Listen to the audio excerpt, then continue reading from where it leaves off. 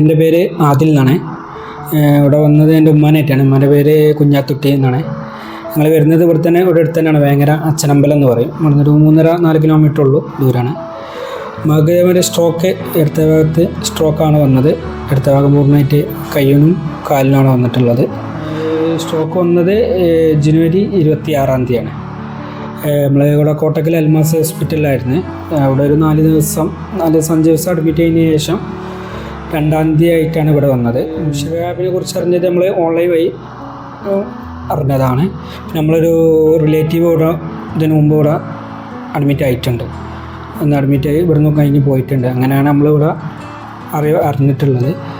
വരുമ്പോൾ ഇടത്ത ഭാഗം പൂർണ്ണമായിട്ട് കാലിനും കൈയും പൂർണ്ണമായിട്ട് സ്വാധീനം കുറവായിരുന്നു.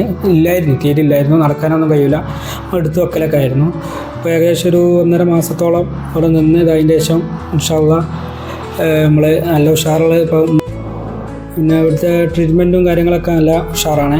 നല്ല സ്റ്റാഫൊക്കെ നല്ല കോപ്പറേറ്റീവ് സ്റ്റാഫാണ്. നല്ല ഉത്തരവാദിത്തത്തോടു കൂടി ചെയ്യുന്ന നല്ല സ്റ്റാഫും കാര്യങ്ങളൊക്കെ തന്നെയാണ്.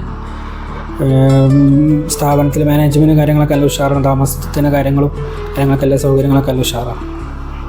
ഓക്കെ.